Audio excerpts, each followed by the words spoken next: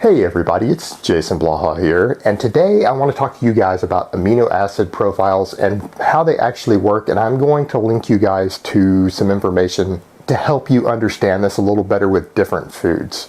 I had another vegetarian lifter who wanted me to explain this to you guys because he finds it difficult to get people to grasp this.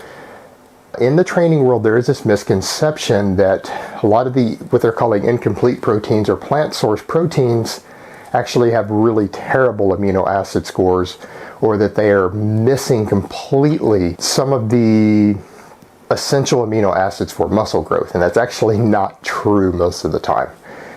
There's a website I'm going to link, and I'm going to link you guys a couple of profiles. I'm going to put the URL here, the basic one. It's nutritiondata.self.com. I use this site a lot. I've been using it for many years actually. And I'm going to link a couple of foods for you guys down in the description below, and if it doesn't work, if you guys go to the fan page, I'm going to link those same links underneath the video. Now, if you take a couple of the incomplete protein sources like beans and rice, which I'm going to link both of those, you're going to notice that when you look at the chart, there's an actual chart. If you go down on the right hand side near the top of each page there, showing the full amino acid profile and the score. Now, a score of 100 is considered to be perfect, and anything over 100 means there's excessive amounts of certain essential amino acids, and it is a better quality protein than the human body can actually utilize. Now, you're going to notice that with the beans and rice, neither one has a terrible score. Kidney beans have a score of 88, and the rice has a score of 71 out of 100. But what you're going to find, you look at them, they're not missing a large amount of a critical amino acid.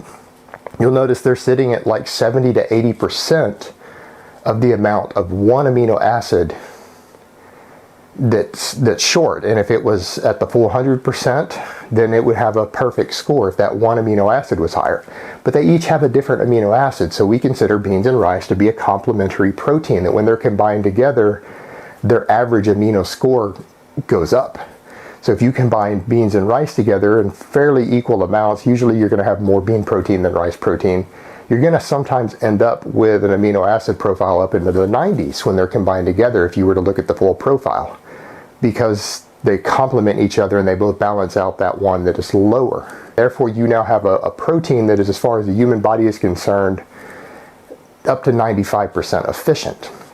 Now, that doesn't mean that it's only 95% as good at building muscle as, say, eggs, because you're going to find that chicken and steak and things don't actually have a full amino acid profile that is always as good as the combined beans and rice. If you guys use that site and search around, you'll find that they might be down around 90 or 92.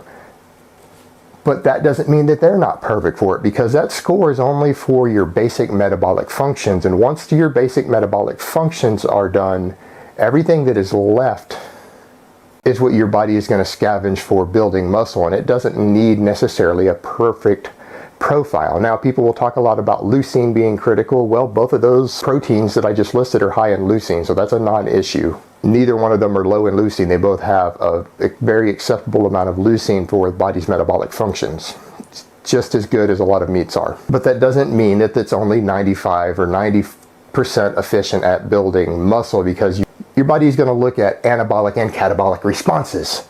It's not just going to look at the amino acid profile, and all amino acids have potentially anti-catabolic effects, because your body can convert a lot of them into glucose if it needs them for fuel. It's going to have less tissue protein scavenging the higher those go, because your body will simply use those for that same purpose.